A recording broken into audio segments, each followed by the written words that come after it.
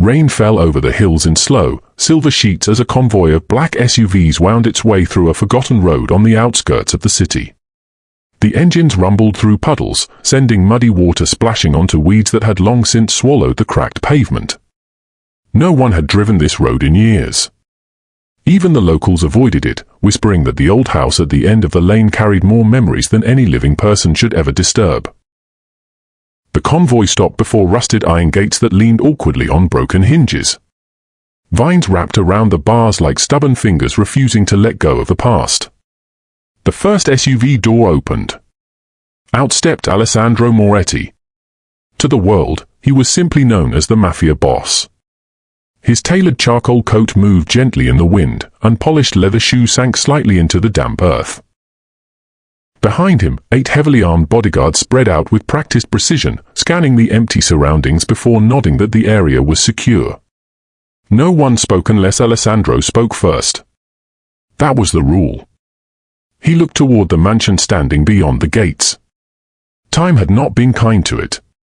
3 stories of faded stone stood beneath a collapsing roof. Windows stared back like hollow eyes.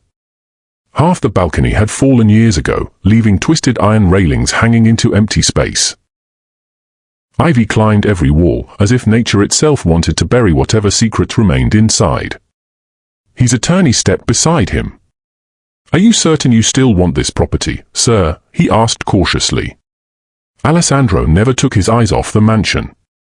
"I already paid for it." "I understand. But there are newer estates with twice the land." "I'm not buying the house." The attorney frowned. "I'm buying the ground beneath it." The city council had approved a new highway expansion only weeks earlier. Every real estate investor wanted land in this region, believing property values would soon triple. Alessandro simply moved faster than everyone else. He intended to demolish the mansion within days. To him, it was nothing more than an obstacle. Nothing more. Or so he believed. The heavy front door groaned open after 2 workers forced it with crowbars. Dust drifted through the air. The smell of old wood, damp stone, and forgotten years filled the entrance hall. Sunlight struggled through broken stained glass windows, painting faded colors across cracked marble floors. One bodyguard coughed. "This place feels..." He stopped himself. Another guard finished quietly. "Alive." Alessandro ignored the comment. "Document everything," he ordered. Engineers entered first. Surveyors followed. Photographers captured every room before demolition could begin. The mansion contained little worth saving. Rotten furniture. Collapsed ceilings. Books eaten by insects. Portraits too damaged to recognize. It looked exactly like hundreds of abandoned estates scattered across the countryside. Nothing remarkable. Until Alessandro reached the library. The room was enormous despite decades of neglect. Floor-to-ceiling shelves curved around every wall. Thousands of books sat untouched beneath layers of dust. A massive stone fireplace dominated one end of the room. One demolition worker tapped the bricks with his hammer. "Boss." Alessandro turned. "Hollow." "What?" The worker struck the stone again. Instead of solid resistance, the wall answered with an empty echo. "There shouldn't be space behind this." Alessandro folded his arms. "Open it." Within minutes, the workers carefully removed several loose stones. Behind them, a narrow compartment appeared. Everyone leaned closer. Inside rested a small wooden box. Nothing else. The carpenter lifted it carefully. "It isn't locked." Alessandro extended his hand. "Give it to me." The box felt surprisingly light. Its wood had darkened with age, but the craftsmanship remained beautiful. Tiny hand-carved flowers decorated each corner. Someone had made it with care. Not haste. Not fear. Hope. He slowly lifted the lid. Inside lay a single envelope.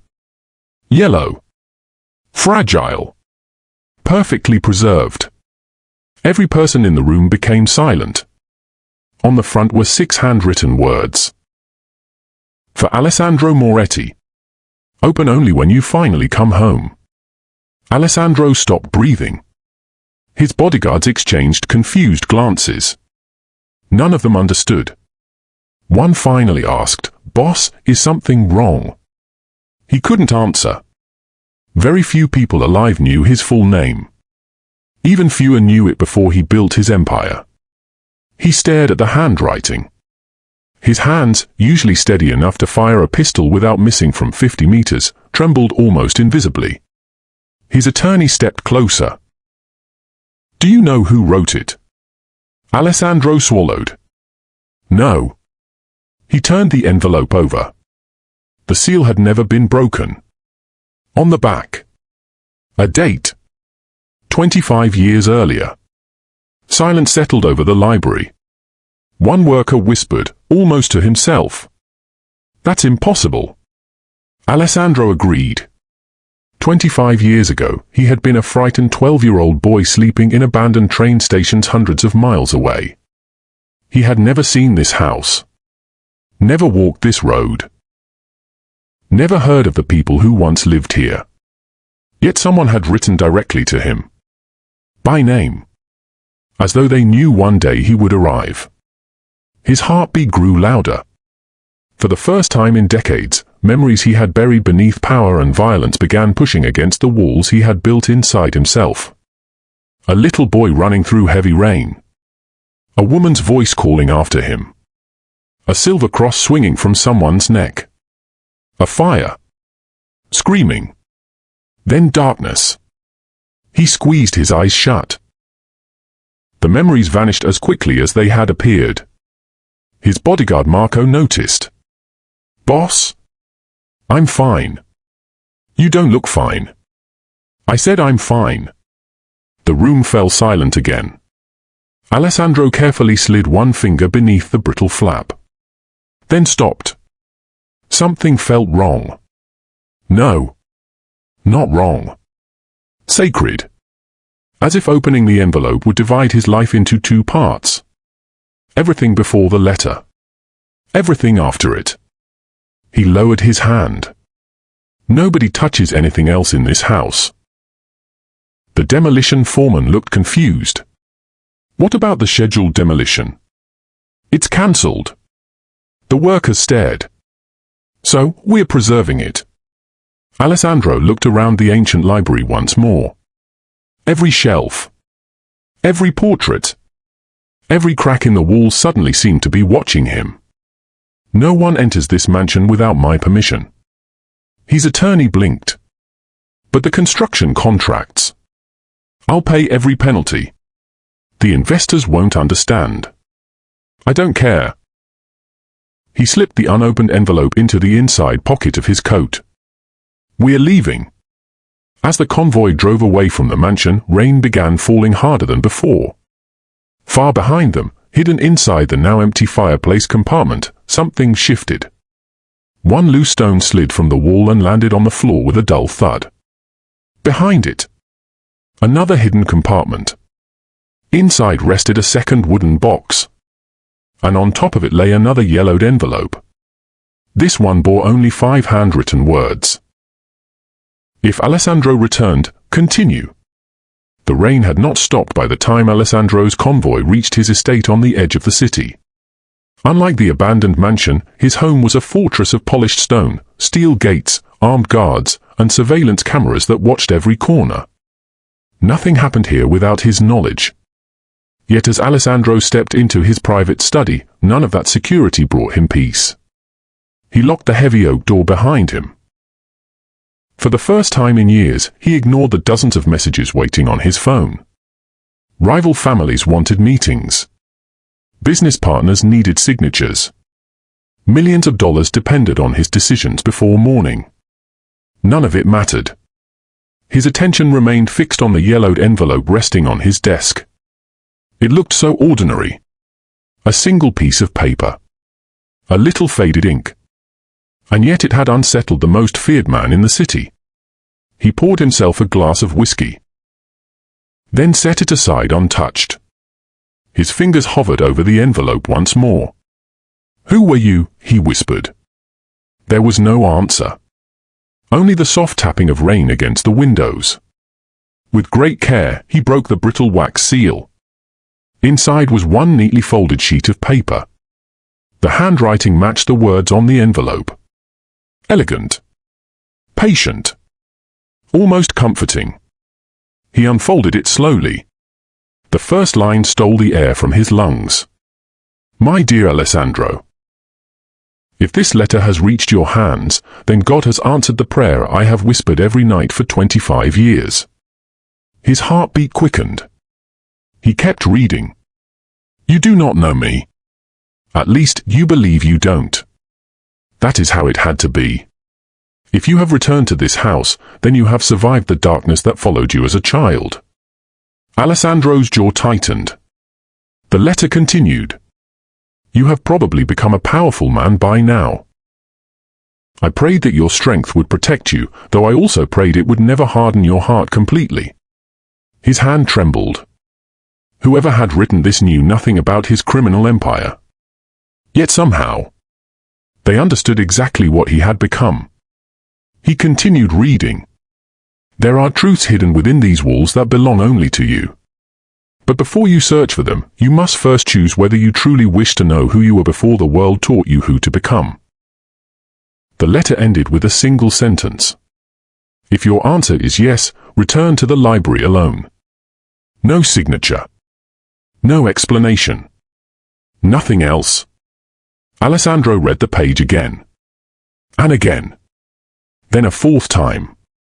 Every word felt deliberate. Every sentence seemed written by someone who knew him better than he knew himself. A sharp knock interrupted his thoughts. "Come in." Marco entered quietly. Of all his men, Marco had served him the longest. He was more than a bodyguard.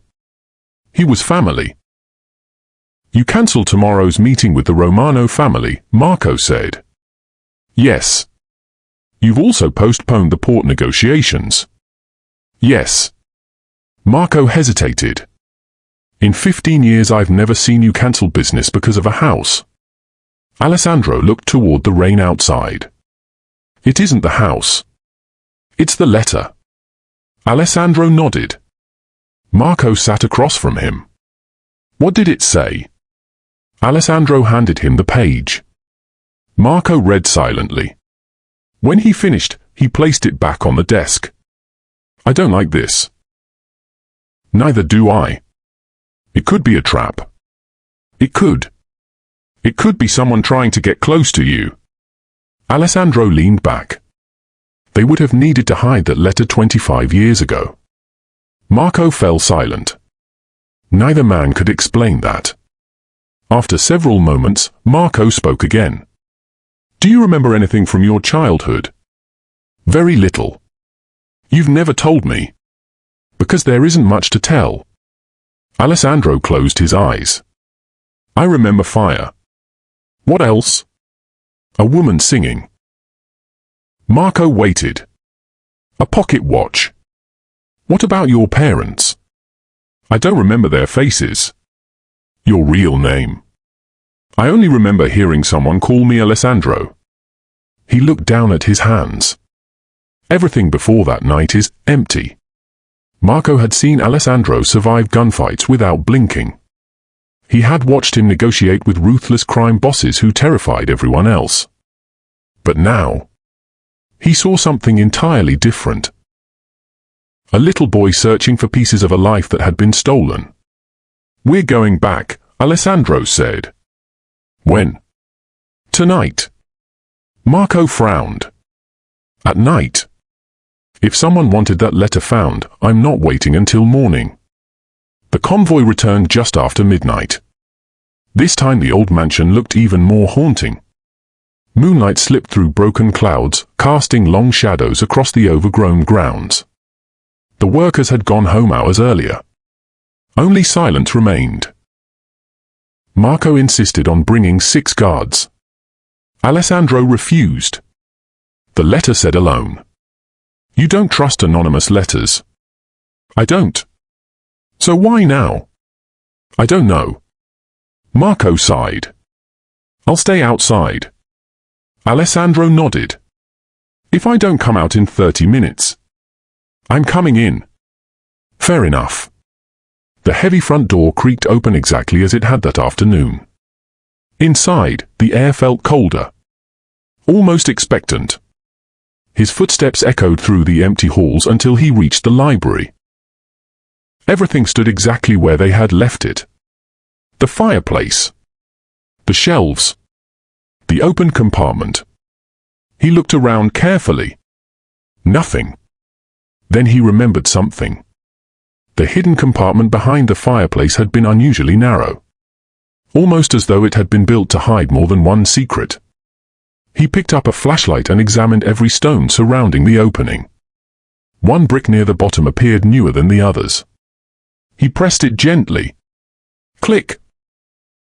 A faint mechanical sound echoed inside the wall.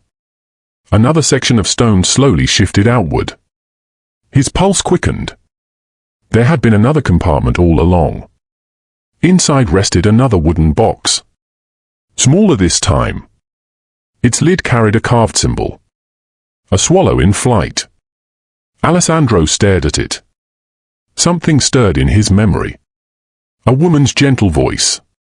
When the swallows return, you'll come home too. His breath caught. Where had that memory come from? He couldn't remember. But somehow, those words felt real. He opened the second box. Inside lay another envelope. Unlike the first, this one contained only a small brass key. Attached to it was a handwritten note. The answers are beneath your feet. Before Alessandro could make sense of the message, a loud crash echoed from somewhere deep inside the mansion. He spun toward the doorway. Someone else was inside the house. And they had just knocked over something heavy. The crash echoed through the mansion like a gunshot. Alessandro instinctively reached beneath his coat, drawing the pistol he had carried for years. The familiar weight settled his racing thoughts. He switched off his flashlight, allowing only pale moonlight filtering through broken windows to guide him. The library fell silent once more. Whoever, or whatever, had made that noise was no longer moving. Outside, Marco noticed the sudden stillness. His hand rested on the grip of his own weapon, but he honored Alessandro's order. Unless he heard gunfire or a call for help, he would not enter. Inside the mansion, Alessandro stepped into the hallway. The wooden floor groaned beneath his feet. Every doorway seemed to lead into another pocket of darkness. He listened. Nothing. Then, a faint scraping sound drifted from upstairs. Slow.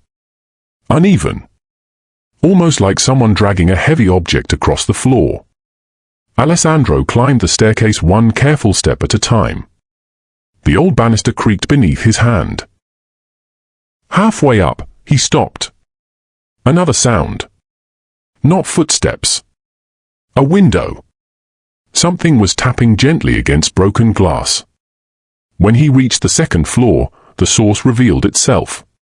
A loose tree branch, swaying in the wind, repeatedly struck the cracked window pane. He lowered his pistol slightly. So that's all it was. Yet something still felt wrong. The crash downstairs had been far louder than a branch against glass.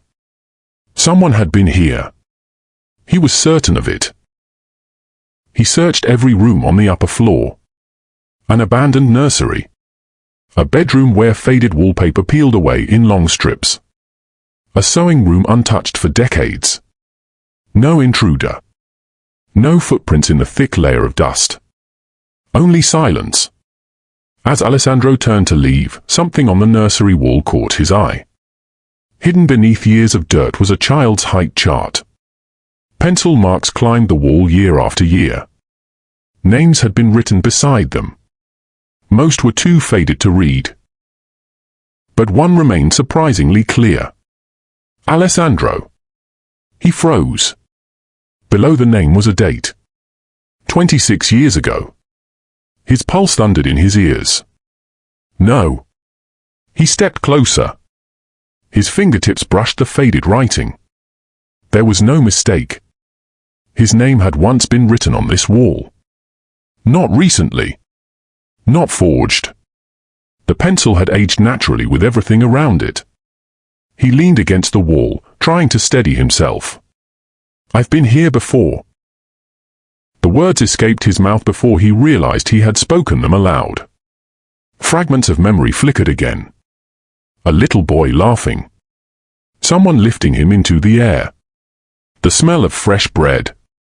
A woman humming as sunlight poured through a nearby window. Then, the memories disappeared, leaving only the ache of losing them all over again. He returned to the library. The brass key still rested inside the second box. "The answers are beneath your feet." Alessandro knelt beside the fireplace. Then he slowly examined the wooden floorboard surrounding it. Most were nailed securely. One was not. Near the hearth, a single plank had tiny scratches around its edges, as though it had been lifted many times before. He inserted the brass key into a nearly invisible keyhole. Click! The plank rose slightly. He lifted it away. Below lay a narrow stone staircase descending into darkness. Cold air rushed upward. It carried the scent of old paper and damp earth. Alessandro switched on his flashlight again. Stone steps disappeared beneath the house. Whoever built this place had hidden an entire room underground. He descended carefully. Each step echoed softly. After nearly 20 feet, the staircase opened into a small cellar. It wasn't a wine cellar. It wasn't a bunker. It was a study. Bookshelves lined the walls. A wooden desk stood neatly in one corner. Candles, long melted into hardened pools of wax, rested on iron holders. Everything was covered in dust. Except one chair. The dust on its seat had been disturbed recently. Someone had sat there. Not years ago. Recently. Alessandro slowly swept his flashlight around the room. No one. Yet the feeling of being watched returned. On the desk sat another envelope. This one bore only 3 words. "You came back." He almost laughed. Whoever had planned this understood exactly how to pull him deeper. He opened it immediately. Inside was a single page. "If you are reading this, then you trusted your heart instead of your fear. I always believed you would. By now you have found the hidden room. Good. There are people who would have destroyed everything inside had they known it existed. You are not here because of coincidence. You are here because promises survive longer than fear." Alessandro frowned. "Promises?" The letter continued. "Open the 3rd drawer." He looked toward the desk. The first drawer contained old fountain pens. The second held faded photographs of the mansion. He opened the third.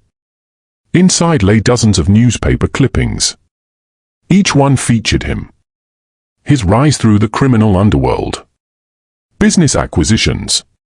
Court appearances. Charity donations. Even photographs taken only months earlier. Someone had followed his life. For years. Carefully. Patiently. At the bottom rested a leather journal. Its first page read, "The Life of Alessandro Moretti." His hands trembled as he turned the pages. The journal wasn't about the Mafia Boss. It was about the little boy. Every birthday. Every school he attended before disappearing. The scar on his shoulder. His favorite bedtime story. His fear of thunderstorms. His habit of sleeping with a wooden toy horse beside his pillow. Tears blurred Alessandro's vision. No reporter could have known these things. No investigator. Only someone who had loved him. Suddenly, a photograph slipped from between the pages. He picked it up. A smiling little boy, no older than 6, stood in front of the mansion. Beside him knelt an elderly woman with kind eyes and silver hair. Her arm rested gently around his shoulders. On the back of the photograph, written in familiar handwriting, were the words, "One day you'll remember that this was your first home." Alessandro stared at the little boy. The shape of the eyes. The small scar above the eyebrow. A crooked smile. It was him. He had lived in this house. Not for a visit. Not by chance. This had once been his home. As the truth settled over him, another realization struck with even greater force. If this had been his home, then someone had lied to him for 25 years about where he came from. And somewhere beyond these walls, the person responsible might still be alive. Alessandro stood motionless, the old photograph trembling in his hand. The smiling little boy staring back at him no longer felt like a stranger. It was him. The same eyes. The same crooked smile. Even the small scar above his right eyebrow, hidden beneath his dark hair, matched the one he still carried today. For 25 years, he had believed he had no home to remember. No family to mourn. No childhood worth searching for. Now, in the silence of a hidden room beneath an abandoned mansion, every certainty he had built his life upon was beginning to crumble. He carefully placed the photograph back inside the journal. His attention shifted to the shelves lining the underground study. Unlike the books upstairs, these were organized with remarkable care. Every spine had been dusted at some point, though not recently. Whoever had used this room had treated it as something sacred, as though it were a sanctuary. His flashlight stopped on a small wooden cabinet built into the far wall. A brass plaque had been attached to its door. It read simply, "For Alessandro alone." His pulse quickened. The brass key from the second box fit perfectly into the cabinet's lock. With a soft click, the door opened. Inside rested only three things: a velvet pouch, a leather-bound diary, and one final envelope. Unlike the others, this envelope bore no instructions. Only his name. Alessandro. Nothing more. He reached for it first. The paper felt fragile beneath his fingertips. He unfolded the letter slowly. "My dear boy, if you have reached this letter, then I am no longer alive." Alessandro's chest tightened. He continued reading. "Do not grieve for me. I have lived a long life, longer than I ever expected after the night everything changed. My greatest wish was never to see you again, unless it meant you had finally come home safely." A lump formed in his throat. "You have spent many years wondering who you are. I know this because I watched from a distance as you searched for strength in a world that offered you only fear. You became powerful. Newspapers called you dangerous. Others called you a king. But when I looked at your face, I still saw the frightened little boy who cried whenever thunderstorms shook this old house." Alessandro closed his eyes. Thunderstorms. He remembered. Not clearly. Only flashes. A warm blanket. A woman's hand brushing his hair. Someone whispering. "Count the seconds between the lightning and the thunder, Alessandro. It helps the fear pass." His breathing became uneven. The memory felt so real that, for a moment, he could almost hear her voice beside him. He forced himself to continue. "You deserve to know the truth. I was never your mother." He stopped. "Then read the sentence again. I was the nurse who delivered you into this world." His heart pounded. "Your parents were good people who became trapped between two powerful criminal families. They wanted nothing to do with violence, but secrets they carried made them targets. When they realized they could not escape, they placed you in my arms. Promise us, your mother begged me, that our son will live, even if he never knows our names." A tear rolled down Alessandro's cheek. He didn't wipe it away. The letter continued. "That night, men came to this house looking for you. Your parents stayed behind to delay them. They knew what would happen. They gave their lives so I could carry you away through the hidden passage beneath the fireplace." His vision blurred. The fire. The screams. The smoke. Those weren't nightmares. They were memories. His parents had not abandoned him. They had sacrificed everything to save him. He lowered the letter, unable to breathe for several seconds. His entire life had been built on one lie after another. He had believed he was unwanted, forgotten, alone. Instead, he had been loved so deeply that two parents had willingly faced death to give him a chance to live. When he gathered enough strength, he continued reading. I raised you here for several years under another name. We never spoke your family name aloud. It was too dangerous. You loved feeding the birds every morning. You believed every swallow that landed on the garden wall was bringing messages from heaven. A faint smile crossed Alessandro's face through his tears. Another memory surfaced. A tiny wooden bowl filled with breadcrumbs. Little hands tossing crumbs across the garden. Birds gathering around his feet. He remembered laughing. He had forgotten that sound. Then one afternoon they found us again. Someone had betrayed our hiding place. I had only minutes to decide. If you stayed with me, they would kill you. So I placed you on a freight train leaving the city with nothing but the clothes you were wearing and the silver cross your mother had tucked inside your jacket. Alessandro instinctively reached beneath his shirt. The silver cross. He still wore it.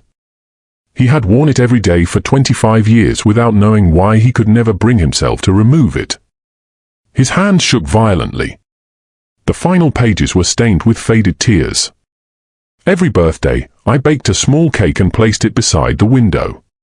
Every Christmas, I left one present unopened, hoping you might walk through the front door. Every spring, when the swallows returned, I whispered your name. People told me to stop waiting. I never listened. Alessandro covered his mouth. The loneliness in those words cut deeper than any bullet ever had. One woman. Waiting. Year after year. Never knowing whether the little boy she had saved was alive or dead. Yet she had never stopped believing. The last paragraph was written more shakily than the rest. If life has made your heart heavy, put some of that weight down before it is too late. Your parents did not die so that hatred would become your home. They died so you could have the chance to choose another path. Whatever you have become, remember who you were first. You were always a good boy. And to me, you always will be. The letter ended with two words. Welcome home. Silence filled the underground room. Alessandro lowered the pages slowly. For the first time since becoming the most feared mafia boss in the city. He wept without trying to hide it. Above him, the old mansion groaned as the wind swept across its roof. Almost as if the house itself had been waiting 25 long years to hear those tears. Then, from inside the velvet pouch resting beside the diary, something metallic caught the beam of his flashlight. Alessandro reached inside. His fingers closed around a delicate gold locket. When he opened it, he found two tiny photographs. One was of the smiling woman who had written the letters. The other was of a young couple holding a newborn baby. On the inside of the locket, engraved in elegant script, were the words that changed everything. To our beloved son, Alessandro. Never forget, you were loved before you were born. For a long time, Alessandro remained seated in a hidden study, the gold locket resting in the palm of his hand. He stared at the tiny photographs inside. His parents looked so young. His mother smiled with quiet warmth, cradling a newborn wrapped in a white blanket. His father stood beside her with one arm around her shoulders, pride shining in his eyes. Neither of them looked like the monsters he had imagined all those years. Neither had abandoned him. They had loved him enough to die for him. The realization settled into his heart with a weight unlike anything he had ever carried. He had survived countless gunfights. He had stared down rival bosses without fear. Yet nothing had prepared him for the simple truth that he had been loved from the very beginning. A single tear landed on the photograph. He whispered the words he had waited 25 years to say. "I'm sorry." Not because they could hear him, but because he finally understood. When Alessandro emerged from the mansion, dawn was breaking over the hills. The rain had stopped. Golden sunlight pushed through the clouds, bathing the old house in a warm glow that made it seem alive again. Marco rushed toward him. "Boss!" He stopped short. In 15 years, he had never seen Alessandro's eyes red from crying. "Are you all right?" Alessandro looked back at the mansion before answering. "I am now." Marco frowned but said nothing. He knew better than to interrupt. As the convoy prepared to leave, the demolition foreman arrived with his crew and several excavators. He smiled politely. "We're ready to begin, sir." Alessandro shook his head. "There will be no demolition." The foreman looked confused. "But we've already scheduled the equipment." "Cancel everything. The contracts alone will cost millions." "I'll pay them." The foreman hesitated. "So, what happens to the house?" Alessandro smiled for the first time in years. "We restore it." News traveled quickly. Within days, newspapers reported that the feared Mafia Boss had halted a multi-million-dollar development project for reasons no one could explain. Some called it madness. Others suspected hidden treasure. Business rivals laughed, convinced he had become sentimental. They knew nothing. Every morning, Alessandro returned to the mansion. Not as a crime boss. As a son searching for pieces of his past. Workers carefully repaired the roof. Historians restored faded paintings. Carpenters rebuilt broken staircases using the original wood whenever possible. The nursery remained untouched. So did the library. And beneath the fireplace, the hidden study was preserved exactly as it had been found. It became the heart of the house. Weeks later, Alessandro visited the small village cemetery mentioned in one of the diary's final pages. At the far end, beneath an old oak tree, stood a simple gravestone. No grand monument. No expensive marble. Only modest grey stone. It read, "Elena Rossi. She kept every promise she ever made." Alessandro knelt before the grave. He placed fresh white lilies at its base. "I came home," he whispered. The wind rustled gently through the oak branches. For a brief moment, a flock of swallows circled overhead before disappearing into the bright morning sky. He smiled through his tears. "I think you knew I would." That afternoon, Alessandro made the most important decision of his life. He gathered every captain, advisor, and trusted lieutenant in the grand hall of his headquarters. The room fell silent as he entered. Everyone expected another business meeting. Instead, Alessandro removed the gold watch that symbolized his authority and laid it on the table. "I've spent years building an empire." No one moved. "No amount of money has ever given me what I found inside that old house." The men exchanged uncertain glances. He continued, "I'm leaving this life." Several gasped. One lieutenant stood abruptly. "You can't be serious." "I've never been more serious. Our enemies will see weakness. They may.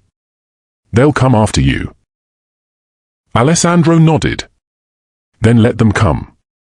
Another man asked quietly, "What changes your mind after all these years?"